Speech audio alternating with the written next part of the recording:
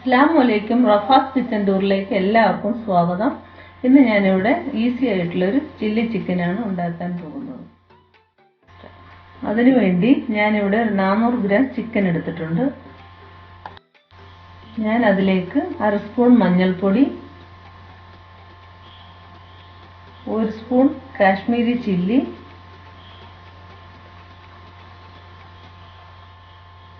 1 spoon soya sauce, 1 spoon കുരുമുളക് പൊടി, ആവശ്യത്തിന് ഉപ്പ്. എന്നിട്ട് നമുക്ക് നല്ലതുപോലെ ഒന്ന് ഇളക്കി കൊടുക്കാം.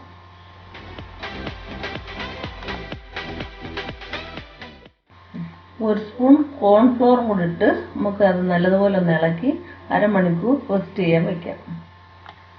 അരമണിക്കൂറായിട്ടുണ്ട്. നമ്മുടെ ചിക്കനിലേക്ക് നല്ല അരപ്പൊക്കെ പിടിച്ച് നല്ല സെറ്റ് ആയിട്ടുണ്ട്. ഇനി നമുക്കത് ഒന്ന് വറുത്ത് കോരാം. പാൻ വെച്ചിട്ടുണ്ടായിരുന്നു, അത് നല്ല ചൂടായിട്ടുണ്ട്. നമുക്കതിലേക്ക് കുറച്ച് വെജിറ്റബിൾ ഓയിൽ ഒഴിച്ചു കൊടുക്കാം. അതിലേക്ക് നമുക്ക് ചിക്കൻ ഇട്ട് കൊടുക്കാം.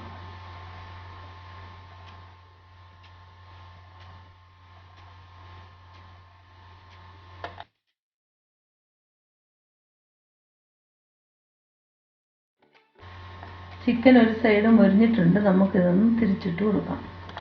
ഈ ചിക്കൻ അധികം മൊരിയേണ്ട ആവശ്യമില്ല, ചെറുതായിട്ടൊന്ന് മൊരിഞ്ഞാൽ മതി.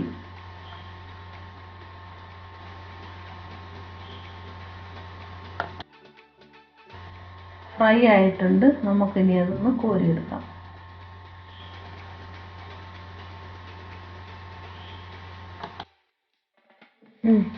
ചിക്കൻ എല്ലാം ഫ്രൈ ചെയ്ത് നമ്മൾ കോരി എടുത്തിട്ടുണ്ട്. ഇനി ആ എണ്ണയിൽ തന്നെയാണ് നമ്മൾ ചില്ലി ചിക്കൻ ഉണ്ടാക്കാൻ പോകുന്നത്. അപ്പോൾ നമ്മൾ അരിഞ്ഞ് വെച്ചിരുന്ന ഇഞ്ചിയും വെളുത്തുള്ളിയും അതിലേക്ക് ഇട്ട് കൊടുക്കാം.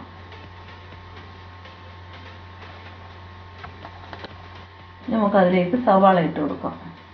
സവാള ഇതുപോലെ കട്ട് ചെയ്ത് അരിഞ്ഞാൽ മതി. നമുക്ക് നീളത്തിൽ അരിയേണ്ട ആവശ്യമില്ല. ചില്ലി ചിക്കൻ ഇങ്ങനെയാണ് അരിയേണ്ടത്.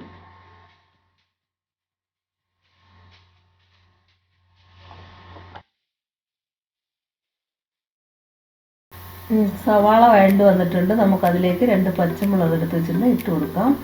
ഞാനൊരു 1/4 ക്യാപ്സിക്കവും 1/2 തക്കാളി അരിഞ്ഞു വെച്ചിട്ടുണ്ട്. ഈ സവാള അരിഞ്ഞതുപോലെയാണ് അതും അരിഞ്ഞു വെച്ചിരിക്കുന്നത്. നമുക്കതിലേക്ക് ക്യാപ്സിക്കം ഇട്ട് കൊടുക്കാം. നമുക്ക് തക്കാളി എടുത്ത് വെച്ചിട്ട് ഇട്ട് കൊടുക്കാം.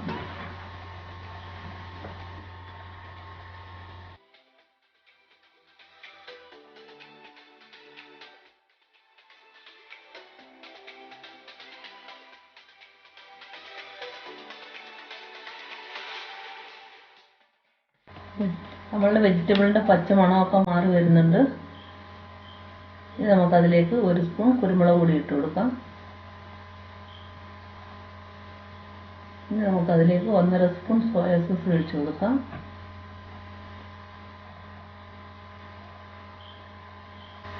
ഇനി നമുക്കതിലേക്ക് 1 സ്പൂൺ ചില്ലി സോസ് ഒഴിച്ചു കൊടുക്കാം.